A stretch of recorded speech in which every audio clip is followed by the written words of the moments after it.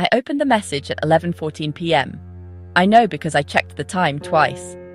Once when the notification lit up my phone. Once when I realized I hadn't replied. I knew you'd seen it, she wrote at 11:31. I hadn't responded yet. Hadn't even started typing. I'd read it, set the phone face down, and gone to brush my teeth. 17 minutes of silence. That was all. But she knew. I picked up the phone again and stared at her message. There was no accusation in it. No anger. Just a statement of fact, delivered with the same casual certainty you'd use to say, "I knew you'd be awake," or "I knew you'd already eaten." She knew I'd seen it, and somehow that felt like she knew more than that. I typed, "Sorry, just saw this." I deleted it. I typed, "Yeah, sorry, was just busy." I deleted that too. In the end, I just wrote, "Hey, sorry, yes," and sent it before I could overthink it further. She replied immediately. "No worries, just wanted to make sure you were okay." I sat on the edge of my bed and looked at the screen for a long time. She'd wanted to make sure I was okay, because I'd gone quiet, because 17 minutes had passed and I hadn't reacted the way she expected. It wasn't invasive, it wasn't cruel, it was kind even. But it left me with a feeling I couldn't name. The next day at work, I mentioned it to Daniel during lunch. Not as a complaint, just as an observation. A weird little thing that had happened. Oh yeah, read receipts. I didn't have them on, I said. Doesn't matter. If you're online, people know. If your status changes, they know. There's a dozen little signals. It's just how it works now. He said it like it was obvious. Like I'd asked him why the sky was blue. And maybe he was right. Maybe I was overthinking it. Maybe this was just what communication looked like now. Fast, efficient, transparent. You see a message, you process it, and the fact that you've processed it becomes visible whether you want it to or not. I told myself it didn't bother me, but over the next week I started noticing it everywhere. My brother sent me an article. I opened it, skimmed it, and put my phone down. 10 minutes later. Thoughts? I hadn't said anything, hadn't reacted, but somehow the gap between my opening it and not responding had already communicated something. A friend posted something personal online. I saw it in the morning but didn't engage. By evening, she messaged me privately. "I saw you were on earlier, just checking in." I'd been on. I'd scrolled past her post, paused for a second, kept scrolling. That pause must have registered somewhere. Some algorithm had logged my hesitation and made it visible. I started wondering how much of my attention was being measured. Not recorded necessarily, just noted, observed, made legible to people I hadn't consciously chosen to communicate with. My mother called one afternoon while I was in a meeting. I couldn't answer, so I declined the call and sent a quick text. "In a meeting, call you back soon." She replied, "Okay, sweetheart."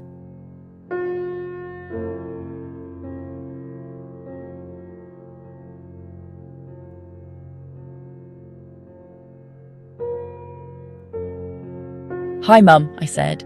"You said you'd call back soon," she said, not angry, just stating a fact. "I know, I'm sorry. Work got busy and I forgot." "I could see you were online," she said. "I saw you active about 20 minutes ago. I thought maybe you were avoiding me." "I wasn't avoiding you," I said. "I was just catching up on messages." "Well, you could have messaged me back then." She was right, technically. I could have. I'd been scrolling through work emails, responding to a few texts, checking the news. I'd been active, available in the technical sense. But I hadn't been thinking about calling her. I'd been in my own head, moving through my own tasks, and the idea that she could see me being online, could see me being active, and could interpret my not calling her as a deliberate choice, that hadn't occurred to me. "I'm sorry," I said. "I didn't mean to make you feel ignored." "I'm not upset," she said. "I just wish you'd been honest. If you didn't want to talk, you could have just said so."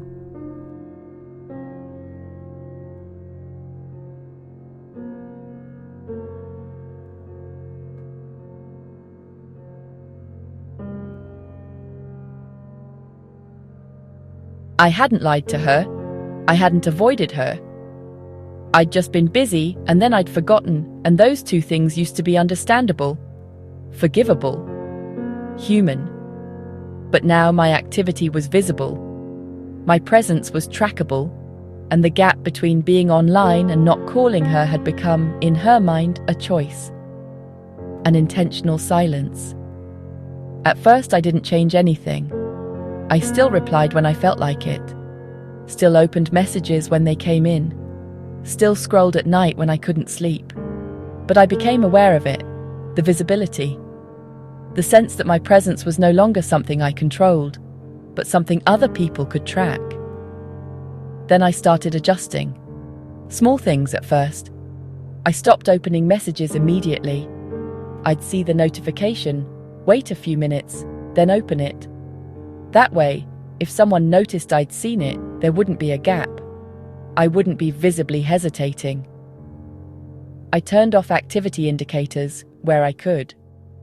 Disabled last seen timestamps. Restricted who could see when I was online.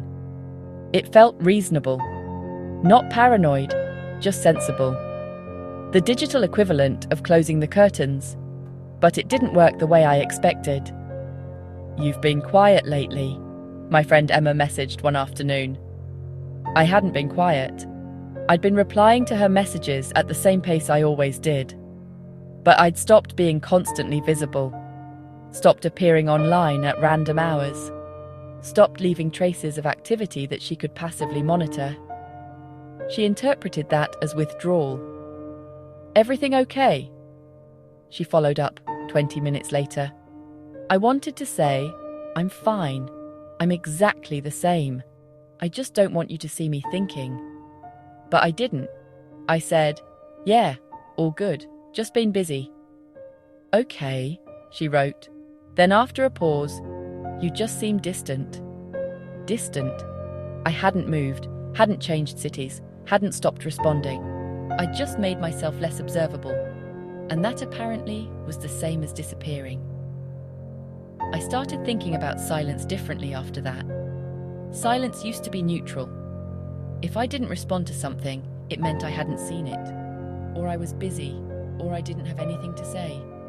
It didn't mean anything by itself. But now silence had texture. It had implication. If I read something and didn't reply, that was a choice, a visible choice. The fact that I'd opened it but not responded communicated something. Maybe disinterest, maybe disapproval, maybe distraction, but something. And if I didn't read it at all, that was even worse. Because then I was avoiding it. I was choosing not to see. There was no neutral anymore. Every action, every non-action was interpreted. I tried explaining this to my partner one evening. We were sitting on the couch, both on our phones, half watching something on TV. "Do you ever feel like people expect you to respond instantly?" I asked. She glanced up. "Sometimes. Depends who it is." "But even if you don't respond, they know you've seen it. They know you're choosing not to reply." She shrugged. "I mean, yeah, that's kind of how it works." "Doesn't that bother you?" She thought about it for a second. "Not really. If I don't want to reply, I just don't. People get it." "But they don't, though," I said. "They read into it. They assume things." She looked at me more carefully now. "Are you okay? Has something happened?" "No," I said. "I just feel like I can't be invisible anymore." She smiled, but it was tentative. "You're not invisible. You're just online." I didn't know how to explain that those felt like the same thing.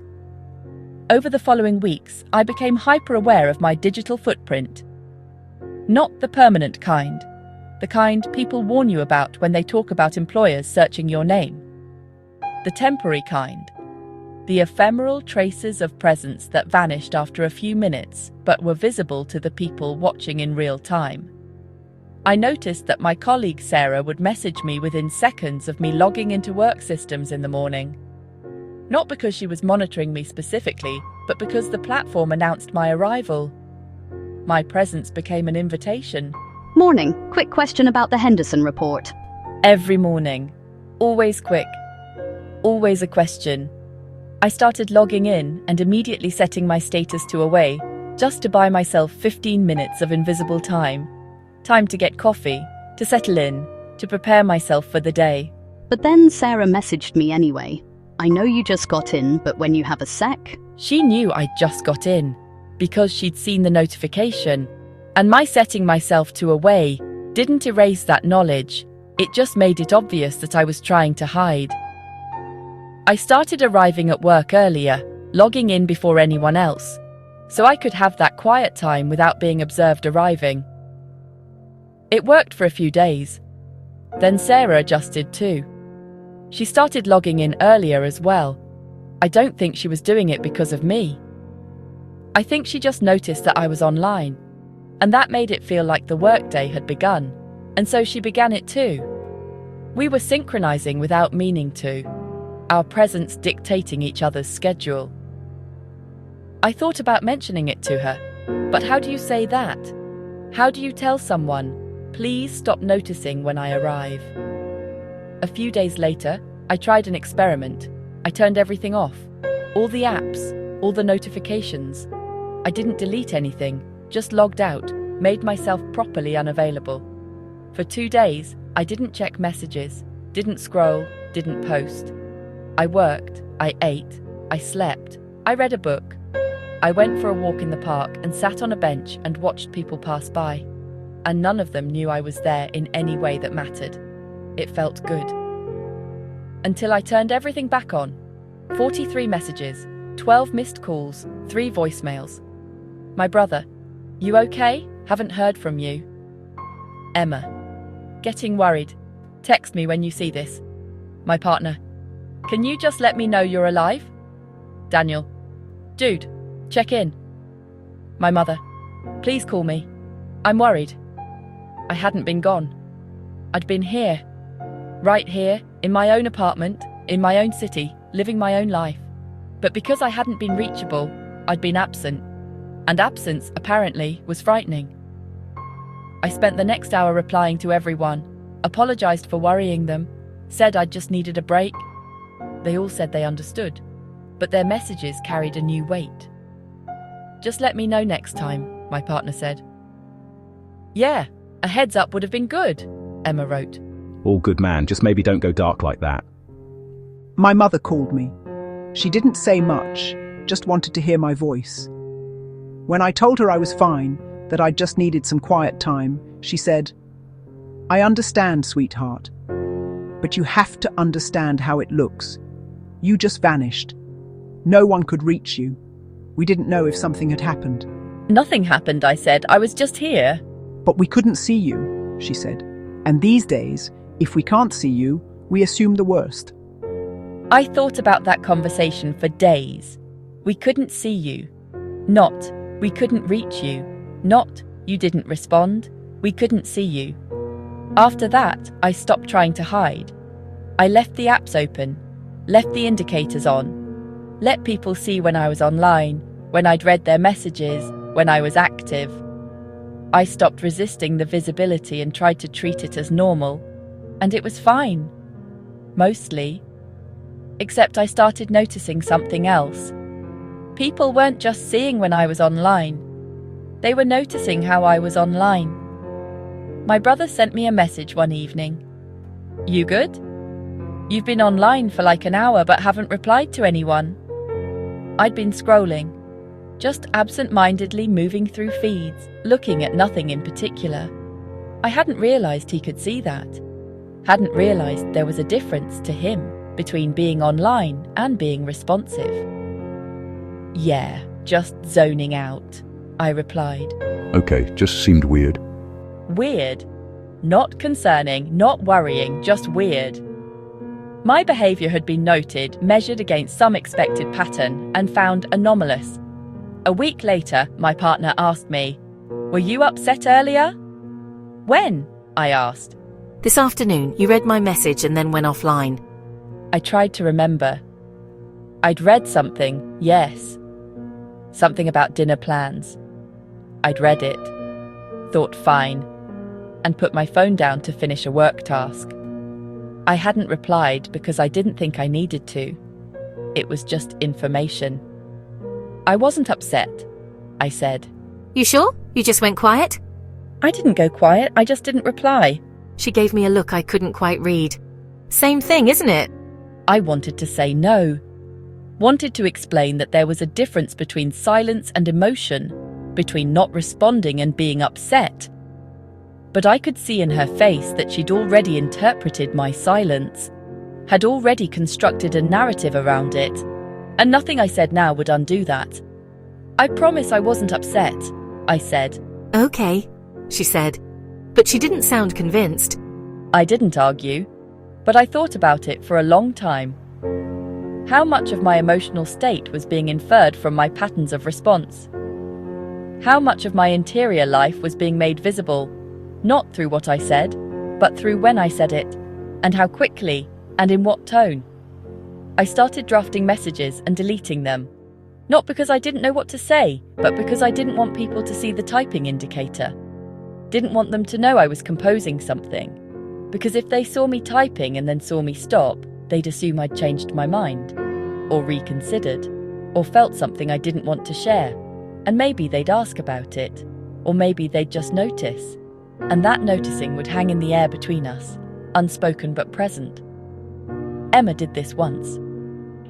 We were having a conversation about something trivial, something about weekend plans, and I started typing a response. Then I paused, reconsidered my phrasing, and started again. Before I could send it, she wrote, "What were you going to say?" I stared at the message. "What do you mean?" I typed. You started typing and then stopped. What changed? Nothing changed, I'm typing now. But you stopped. I saw you stop. I sent my original message, the one I'd been composing. She reacted to it normally, as if the interruption hadn't happened, but I couldn't stop thinking about it. She'd been watching me type, watching me think. And when my thinking had paused, she'd noticed. She'd interpreted the pause as significant. And maybe it was. Maybe in that gap between starting to type and stopping, I had reconsidered something. Maybe I had changed my mind about my phrasing, or my tone, or how much I wanted to reveal. But that reconsideration used to be private. It used to happen in the space between my thoughts and my words, invisible to everyone but me. Now it was observable, measurable, subject to interpretation. One night I was lying in bed scrolling when Emma sent me a message. I know you're awake. I looked at the time, 2:47 a.m. I didn't reply. I can see you're active, she wrote. I stared at the screen. I wasn't doing anything wrong. I was just awake, just existing quietly in my own space. Can't sleep? She asked. I didn't want to have a conversation. I just wanted to be awake, alone, without having to explain myself. But not replying would be rude, or suspicious, or concerning. So I typed, "Yeah, just restless." Want to talk? "I'm okay, thanks though." You sure?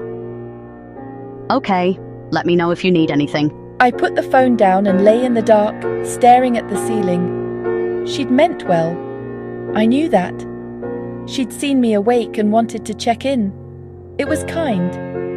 But I couldn't shake the feeling that I'd been caught. Not doing anything wrong, just being. And somehow that was enough. I stopped using my phone in bed after that. I'd leave it on the other side of the room, charging, silent, out of reach. If I woke up in the middle of the night, I'd just lie there. No scrolling, no checking, just darkness and quiet and the slow pull back towards sleep. It helped. But during the day, I felt it more intensely. The expectation, the constant low-grade pressure to be responsive, available, seen. If I took too long to reply, people assumed something was wrong. If I replied too quickly, they assumed I wasn't busy. If I was online but didn't engage, I was distant. If I went offline, I was hiding. There was no position I could occupy that didn't communicate something I hadn't intended. I started keeping a mental log of how long I could wait before replying to different people. My partner, 5 minutes, maximum. My mother, 10 minutes, but only during the day. Emma, 15 minutes, unless it seemed urgent. Daniel, 30 minutes, unless it was work-related. These weren't rules anyone had stated. They were patterns I'd observed, boundaries I'd inferred from the frequency and tone of follow-up messages. If I waited too long, the follow-ups would start, gentle at first, then concerned, then hurt. Did you see my message? Just checking you got this. Let me know when you can. Each one a reminder that my silence was being monitored. That someone, somewhere, was waiting for me to respond and measuring the gap between my receiving their message and my acknowledgement of it. I thought about talking to someone about it. A therapist, maybe. Or just a friend who might understand. But I didn't know how to explain it without sounding paranoid, because nothing bad had happened. No one had done anything to me. There was no villain, no invasion, no breach of trust. Just a slow, constant erosion of the space between being alone and being observed. And I didn't know how to ask for that space back without seeming like I was rejecting the people who cared about me. So I didn't. I just adapted. I learned the rhythms, learned how long I could go without replying before someone would check in, learned how to phrase things so they wouldn't prompt follow-up questions, learned how to be present enough to seem okay, but not so present that people expected more. It was exhausting, but it was manageable. Until one evening, my partner looked at me across the table and said, "You've changed." I felt something tighten in my chest. What do you mean? I don't know, you just seem somewhere else. I'm right here, I said. I know, but you're not really here.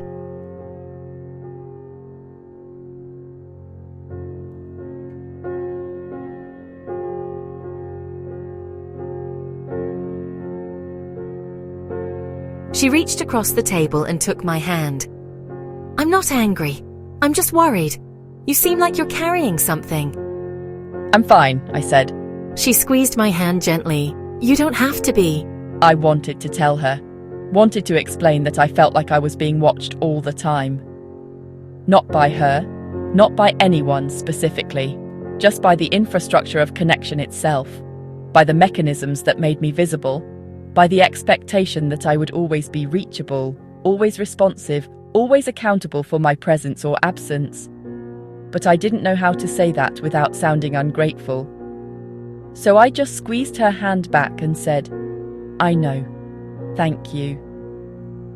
And we sat there for a while, holding hands across the table, both of us present and both of us in some way alone. Later that night, I turned off my phone completely, not logged out, off. I sat in the dark living room and felt the silence settle around me. No notifications, no indicators. No one watching to see if I was online or away or active or idle. Just me. For the first time in months, I felt invisible, and I realized how much I'd missed it. I thought about staying like this, just turning everything off and keeping it off. But I knew I couldn't, not really, because modern life required visibility. Work required it. Relationships required it. Existence required it. You couldn't opt out without consequence. So I sat there in the dark, holding my silent phone, and I tried to remember what it felt like to be alone without anyone knowing. I tried to remember what it felt like to think a thought without wondering if someone could see me thinking it. I tried to remember what it felt like to be uncertain, to hesitate, to reconsider, without those moments being observed and interpreted and given meaning I never intended. But I couldn't remember, because maybe I'd never really had that. Maybe this had always been coming. Maybe the moment we all agreed to carry these devices, to install these apps, to make ourselves reachable at all hours, we'd already made the choice. We'd already decided that connection mattered more than privacy. That being seen mattered more than being alone.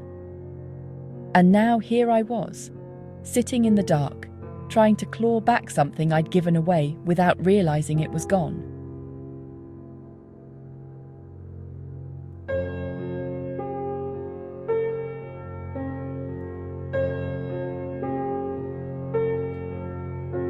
The screen lit up my face in the darkness.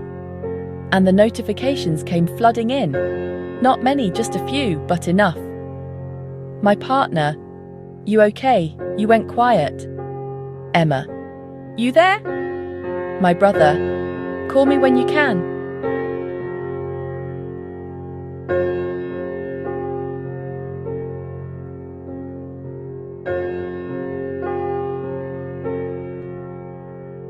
Then I replied to each one, told them I was fine, told them I just needed a moment, and they all said they understood.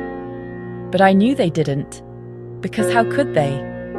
How could I explain that their care, their attention, their love had become a kind of weight? That being visible to them meant being accountable to them. That every moment I was silent, every moment I was alone, I was also being noticed in my silence, observed in my solitude, and that observation changed the nature of the solitude itself. I couldn't explain it. So I just kept replying, kept being visible, kept existing in the space between being watched and being known. And I learned to accept that this was what connection meant now. Not intimacy, not understanding, just presence.